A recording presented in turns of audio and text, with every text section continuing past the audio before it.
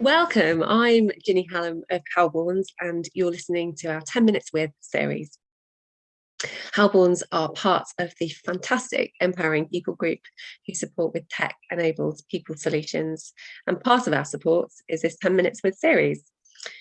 All of the financial commentary, as we know, is certainly feeling like the worst is unfortunately still to come, and undoubtedly we're going to have to grapple with redundancies and people changes.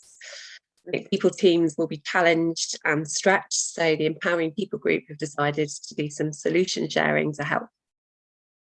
We've produced 5 bite-sized training sessions covering individual and collective consultation for redundancy, practical considerations in a redundancy process, settlement agreement drafting and content, and outplacement. And in this session, the extraordinary Rena Christou, MD and lawyer here at Halborns, will share her thoughts about the importance of settlement agreements and how to draft a good one. Welcome, Rena. Hi, thanks for having me. Looking forward to sharing some thoughts and to being here, so thank you. Super. Well, we've got 10 minutes. You're going to have to talk quickly. I've got 4 questions for you, so let's get going. So just to check that we're all on the same page, can you just explain exactly what a settlement agreement is and when you might use one? Yeah, absolutely. So a settlement agreement is a document that you might use in circumstances where you feel that an employee might have grounds to bring a claim against you or has suggested that they will. And in order to prevent them from doing so and to reduce the risk, you ask them to sign into a settlement agreement that captures basically what you're going to give them in return for them giving up their rights to pursue certain claims against you. I see. Okay, so that's really clear. I suppose where it gets more detailed is what the kind of most important elements of a settlement agreement are. Could you talk us through those kind of key areas to making sure that a settlement agreement is effective and compliant? Yeah, absolutely. So there are a few boxes that you need to tick in order to ensure that a settlement agreement is compliant. And without taking you through the technical bits just yet, what I would say the main one is that the employee has to be advised by a lawyer on the terms of the settlement agreement in order for it to be binding. And the reason for that is, as I said a moment ago, they're giving up their rights to pursue statutory claims that they would otherwise have against you as an employer. So in order to understand what they're giving up, they have to have taken advice from a lawyer. So what you'll often see in a settlement agreement is a contribution towards fees for them doing so. So it's usual practice for you as the employer to cover their legal fees in that respect. And then what you'll tend to find in the agreement itself is you'll have an advisor certificate. So this is a certificate that will be signed by their advisor, so their lawyer usually. There's a couple of other exceptions to that will confirm that, yes, they've advised the employee on what claims they're giving up. They've advised the employee based on all the information they've had from the employee on what claims they would have had they not signed into the agreement, and that based on what they've been told and the advice that they've been given, all the claims that the employee could bring against you are captured in that settlement agreement. So what you don't want is something slipping through the gaps, that basically you think you've captured all the claims that you thought they were going to bring, and actually you find out that there's something that they've not included in the list. So that's to protect you. Now, just to flag, there are a couple of claims that you can't settle under a settlement agreement. So claims for accrued pension rights and also for personal injury that the employee is not aware of at the time of signing. So the reason for that is usually to protect in scenarios, for example, like asbestos, that an employee wouldn't have a clue that they've been exposed to it at the time of signing a settlement agreement. So it's not fair that they're giving up the right to pursue something that, you know, they find out 10, 20 years later that actually is a real issue for them and is causing them all sorts of problems. Other key elements that you'll see in the agreement, the big one for the employee is a termination payment. So you will usually be making some sort of payment to the employee in return for them giving up the right to pursue their statutory claims. And also usually, and we'll come on to this in a bit more detail, but you'll have provisions around the mechanics of bringing their employment to an end. So when are they due to leave and what's happening in terms of their employment up until that day? You know, what are they getting paid? Are they doing a handover, etc.? So that you're really clear.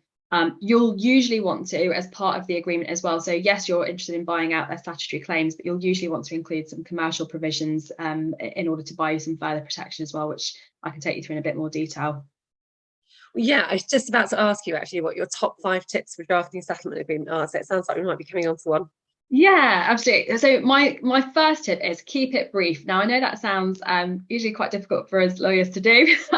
It doesn't tend to go hand in hand, but ultimately you want this to be a document that they are willing to sign into. So think about really what is important to you. What are the protections that you want as an organisation, based on the circumstances of that particular individual. So try and strip back any of the noise that might not be required. And as I say, the more that you put in there, the more cash the employee is going to expect. If you're asking for them to sign up to new things that they wouldn't ordinarily, the reality is that you're going to be negotiating a more expensive deal that you might not need to.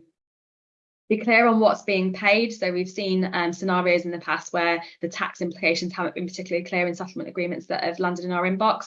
And as a result of that, you can end up with disputes later on about whether or not a payment should have been paid gross, whether it was subject to tax, whether the right tax has been deducted. So be really clear on what you're paying to the employee. And that's not just in relation to the termination payment, but think about any bonuses that might have been owed, commission that was coming up due for payment, accrued outstanding holiday, whether you're going to recover any holiday that's been overpaid. So really think about tying up all loose ends in respect of any payments, even though they might not be payable under the settlement agreement itself. So they might not be arising because you're entering into the settlement agreement. So it might be stuff that was due to the employee anyway, but just make sure that it's all kind of part and parcel and wrapped up in the settlement agreement terms for completeness. Think about whether or not you're going to ask the employee to re-sign the agreement. So you might hear it called reaffirmation. And the reason that I say that is, so a settlement agreement only settles claims up to the point that the employee signs the agreement. Now, quite often what happens is an employee will sign, but then they'll stick around for a little bit longer, which usually most businesses will take the risk on, well, they're going by the end of the week. So realistically, what's going to happen between now and then? Famous last words, I know. But if you're asking the employee to stick around for some sort of handover or garden leave period, for example, before they go, so a more significant period of time, have a think about whether you want them to re-sign the agreement at the point that they're leaving and make the termination payment conditional on them doing so. Because if anything arises in between, and there was a case on this a couple of weeks ago, that we did an update on, but effectively you're not covered for that new claim. So you would have so that would be in between the period from signing the settlement agreement, yeah, and then when they actually leave. Yeah, exactly. So if anything new happens, and maybe somebody makes an inappropriate comment to them that they say is discriminatory, then fundamentally you haven't settled that claim under the original settlement agreement. So have a think about that. And then the only other thing I would say is think about commercial provisions. So there are things that can save you time and resource, and have a think about including those. So for example, thinking about whether if there's agreements that's ongoing or a subject access request, do you really want to carry on dealing with those, or do you want to capture as part of the agreement that they're being withdrawn? Have a think about any handover provisions that you want to capture to make sure that you're getting all the information, passwords, property, security, handed back to you by a set time, so you're keeping control of those elements. If there are post-termination restrictions in the employment contract, making sure that you're repeating those, or if they weren't robust enough in the first place, getting those into the settlement agreement, because again, technically by entering into the agreement, all other provisions usually fall away. So you want to make sure that you've got those captured in the settlement agreement itself. So just thinking about, again, those key points around confidentiality as well. So what you don't want to do is be in a situation where the employee is broadcasting that they've received any payments from you, because that could then result in other employees contacting you in a similar way to try and negotiate their exit as well. No, some really, really good ideas there. So just finally, one more question. So clearly the cash offered under the settlement agreement is important, but is there anything else that can be offered to an employee that might help them feel supported? Yeah, absolutely. So there are certain things that you can offer that don't necessarily have any monetary value. So for example, an agreed internal announcement. So employees want to feel in control about what's being communicated to their wider team, especially if they're in a managerial position, for example, about the reasons that they're leaving. So we call it an exit with dignity. Thinking about an agreed reference. So again, reference is something that's really important to an employee in landing their new role. And fundamentally, whilst we wouldn't say put anything in the reference that would misrepresent that employee's abilities or performance, you can agree to create a factual reference. So you could list, for example, the accountabilities they had in their role, any key achievements that they landed during their employment with you. Think about outplacement support. So again, in securing their next role, have a think about outplacement support contributions, and usually that comes with an employee assistance program as well. So a lot of VAPs end at the point that your employment comes to an end, and actually the time that employees need the most support is usually in that transition period whilst they're securing the new role. So you can usually have that attached to outplacement support. And then finally, think about payment terms. So whilst it might not make a huge difference to your financial cash flow, securing quick payment from an employee perspective can be a really attractive tool to asking them to getting them to sign into an agreement sooner rather than later. Yeah, some really good points. And as you say, a lot of those don't have a monetary value, but do go a long way to supporting employee, both with future employment and emotionally. I know that Caroline Moore has done a fantastic 10 minutes with. She's MD of Working Transitions, and was talking all about outplacement. So if anybody's interested in that 10 minutes with and hearing more about outplacement, then that is online at our Halborns website, or alternatively, you can contact me at info@halborns.com, and we can share that with you. So you've been amazing as ever. Thank you so much. Anything else you want to add, Rena?